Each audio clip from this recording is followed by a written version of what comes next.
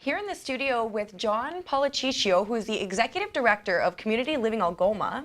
And John, we're here today to talk about kind of a hot topic.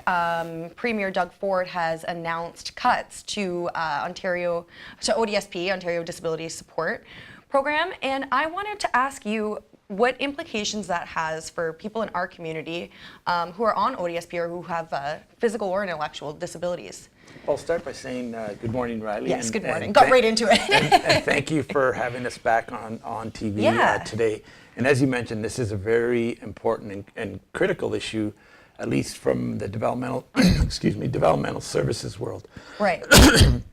First of all, the implications for the general population might not sound significant. The 3% reduction, which was amounting to about $35 per month as an increase, is going to be reduced to 1.5%, which is going to, so people are going to lose roughly $17.50 a month. Right. But for a person who's already starting below the poverty line, with ODSP provides on average about $1,150 a month, that's quite significant for them. So we see people missing out on some opportunities. Again, it's very difficult for the general population, I think, to understand. To relate to that. Yeah, it doesn't sound like a lot, but it is significant when you're already making below the poverty line as a source of income. So to put it into perspective, because you guys sent us a statement and it kind of explained like the exact implications, like it could be the difference of like putting food, having to choose between two necessities. Right. So can you speak a little bit more to that aspect of it? Yeah, so one thing that we shared in the release was, so when you look at the ODSP is made up of two pieces. One is the basic needs component, and then there's the shelter allowance. The shelter allowance is $489 a month. It is pretty hard to find a place. There's social housing, there's wait lists.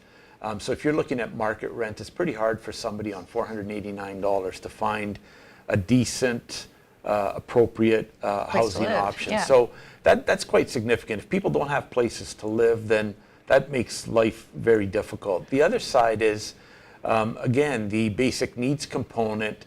It's pretty hard for someone to have a life. Our organization believes that people need to be connected in their community, participating in their community.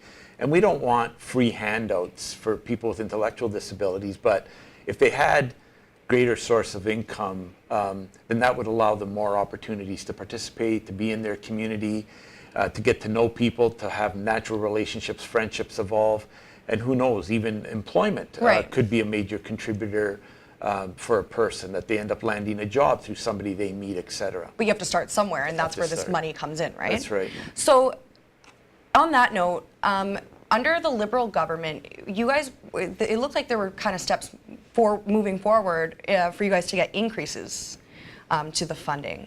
And then that was kind of a surprise to you guys now under the new government, right? Yeah, it was definitely unexpected. I mean, our sector hadn't heard very much in terms of what direction Premier Ford and his government were going to take with developmental services. And we hope that this isn't reflective of future decisions. But, we do want to acknowledge and recognize that there needs to be a better system. Even though the Liberals were making small steps and incremental progress, it's still a system that needs to be thoroughly reviewed and overhauled. Right. I think the decision about removing the basic income pilot project really was bothersome for the sector. Mm-hmm. We were not one of the communities chosen, but the basic income pilot project for the 4 communities and impacting 4,000 people, they were roughly now going to be getting $17,000 per year as basic income.